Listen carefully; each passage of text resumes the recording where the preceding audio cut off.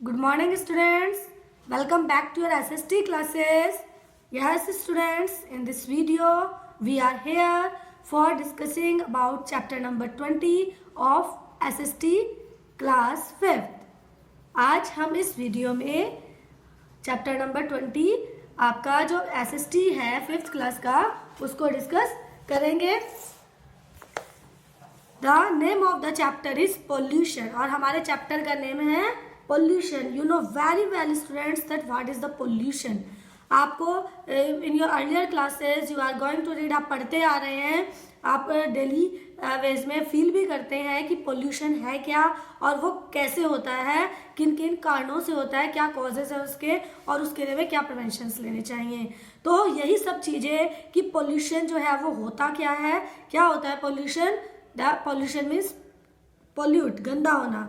और पोल्यूशन जो गंदा होता है ना, तो वो हमारे एनवायरनमेंट को जो गंदा करता है, तो उसमें वो किन किन टाइप्स का होता है उसके बारे में हम इस चैप्टर में पढ़ेंगे. एंड एनवायरनमेंट और पोल्यूशन, हमारे एनवायरनमेंट को पोल्यूशन कैसे इफेक्ट करता है, और about all these things we will discuss in this chapter.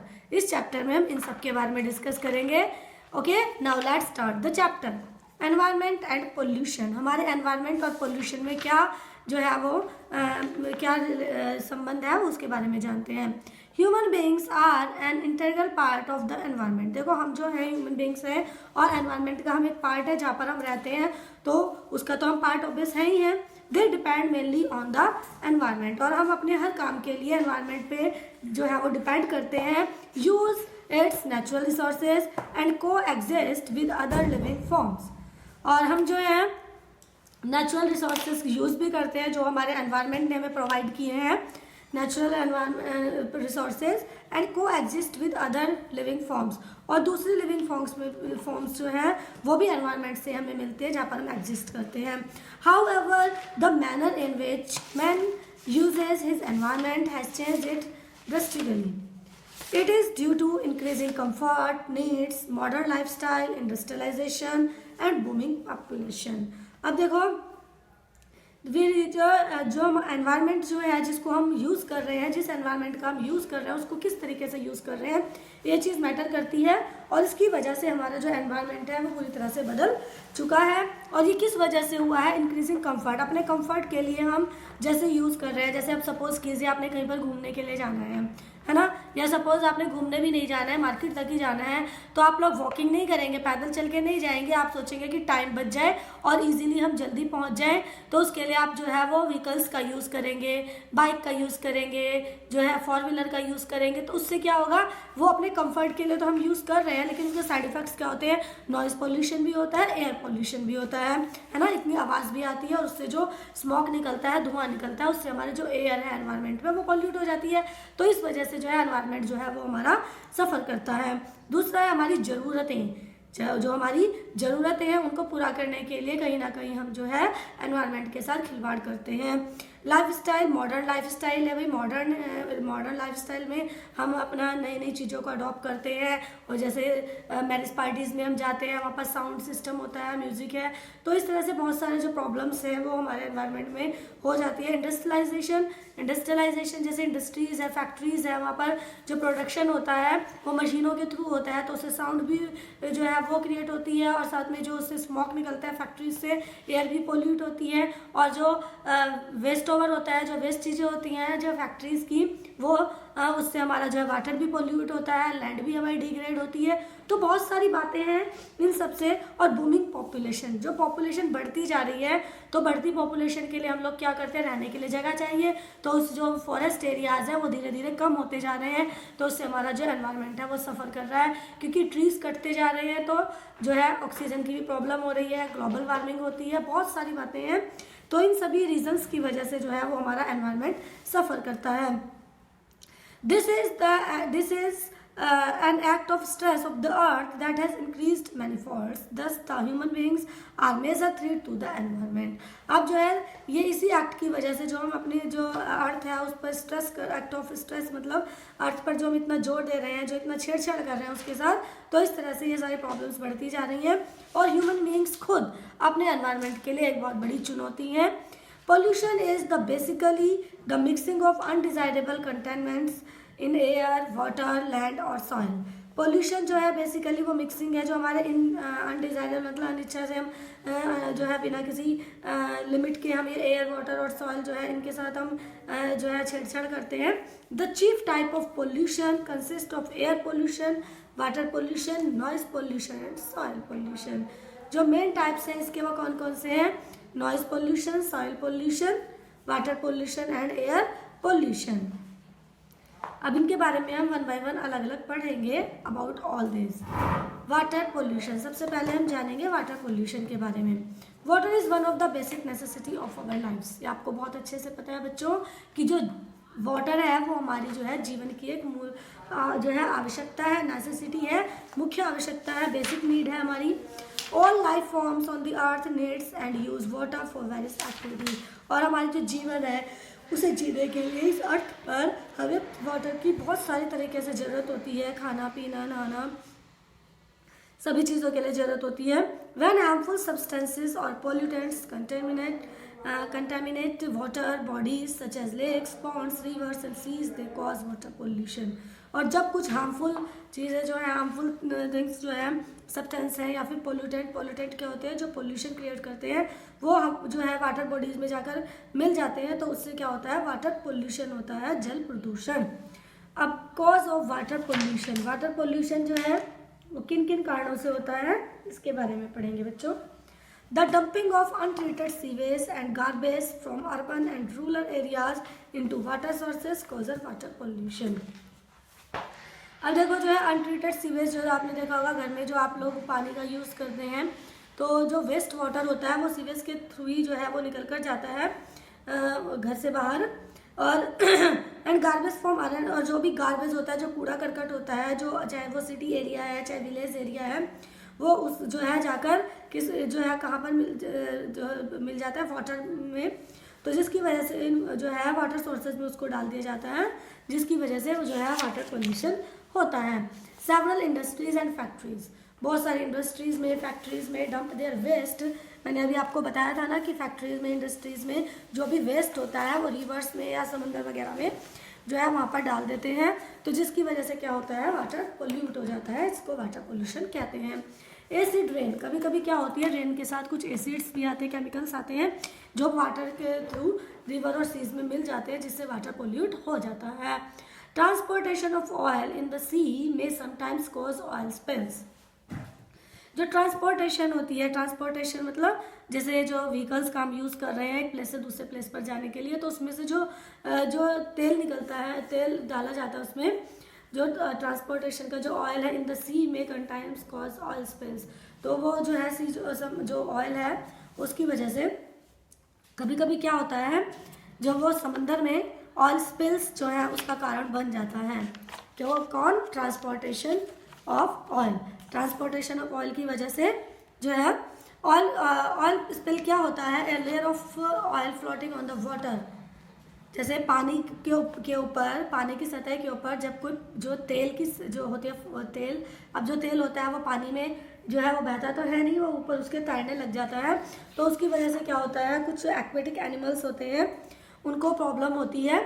तो जो ऑयल के इधर से उधर जाने पर जो है समंदर में एक्वेटिक एनिमल्स को प्रॉब्लम होती है, तो उसे ऑयल स्पिल कहते हैं. एक्वेटिक एनिमल्स जो समंदर में जो रहने वाले एनिमल्स होते हैं उन्हें एक्वेटिक एनिमल्स कहते हैं, water animals. As a result a layer of oil floats on the surface of water. This pollute water harms aquatic life. यह बातें आपको बता चुके हैं. और उसको क्या, उस फॉर्म को कहते हैं, इस प्रोसेस को जिससे जो एक्वेटिक एनिमल्स की लाइफ सफ़र करती है, उन्हें हार्म पहुँचता है वाटर पोल्यूट होने की वजह से, तो उसे ऑयल स्पिल कहते हैं. Effects of water pollution. Water pollution के क्या इफेक्ट्स हैं? Water pollution causes harm to fish and other marine creatures. जो वाटर पोल्यूशन होता है उसकी वजह से जो वो नुकसान पहुंचाता है मछलियां जो पानी में रहती हैं, और दूसरे जो क्रिएचर्स हैं, प्राणी हैं, मैरीन मतलब जो समंदर में रहते हैं, उनको नुकसान पहुंचता है वाटर पोल्यूशन की वजह से. असर सीधा उनके ऊपर, वाटर पोल्यूशन का सीधा असर जो है वो मैरीन क्रिएचर, फिश, इन पर पड़ता है. Polluted water can't be used for drinking and cooking. अब जो पॉल्यूटेड वाटर है, गंदा वाटर है, जैसे कि आपको पता है कि ऑयल हमारे ड्रिंकिंग में, कुकिंग में यूज़ होता है, तो हम इनको जो है इस जो पॉल्यूटेड वाटर है उसको यूज़ नहीं कर सकते। वाटर पोल्यूशन में cause serious water borne disease. अब क्या होता है, वाटर पोल्यूशन की वजह से जो पानी के अंदर जन्म लेने वाली बहुत सारी बीमारियां होती हैं जो हो जाती हैं, जस्ट लाइक टाइफाइड है, डिसेंट्री, कॉलरा, जॉन्डिस। ये बीमारियां हैं, डिजीजेस के नाम है जो गंदे पानी की वजह से फैलती हैं। Step to control water pollution. अब देखो वाटर पोल्यूशन को रोकने के लिए क्या करना चाहिए। Industrial waste should be properly treated before being dumped in water. अब जो इंडस्ट्रीज से निकला हुआ जो भी कूड़ा करकट होता है, जो वेस्ट होता है, उसको जो है ठीक से पहले मतलब पानी के अंदर जो फेंकने से पहले, उसको डंप करने से पहले उसको ठीक कर देना चाहिए, मतलब ठीक से चेक कर लेना चाहिए कि वो पानी में जाकर पॉल्यूशन तो क्रिएट नहीं करेगा। Sewage treatment plants should be installed. अब क्या है, जो सीवेज ट्रीटमेंट किया जाता है उनके लिए अलग से प्लांट्स लगाए जाने चाहिए। Sewage waste should be discharge in water only. और सीवेज का जो वेस्ट वाटर है जो है वो सिर्फ जो है पानी में ही मिलाया जाना चाहिए। When they were properly treated in plants, जब वो प्लांट्स में डालने से पहले उनको प्लांट्स में नहीं देना चाहिए, उनको सीधा जो है वाटर को वहीं पर डिस्चार्ज करना चाहिए, इन वाटर ओनली, पानी में ही। Air pollution. अब देखो एयर पोल्यूशन, एयर पोल्यूशन मतलब जब वायु प्रदूषण, इन हिंदी जब वायु हमारी जो है पोल्यूट हो जाती है तो वो एयर पोल्यूशन के नाम से जाना जाता है। और जो कंटामिनेशन होता है एयर का वो विद हार्मफुल गैसेस, कुछ हार्मफुल गैसेस होती हैं जो हवा में मिल जाती हैं, कुछ पार्टिकल्स होते हैं, कुछ कण और कुछ अदर सब्सटेंसेस हैं जिनकी वजह से एयर पोल्यूशन होता है। Human activities, industries and vehicles are the main agent of air pollution.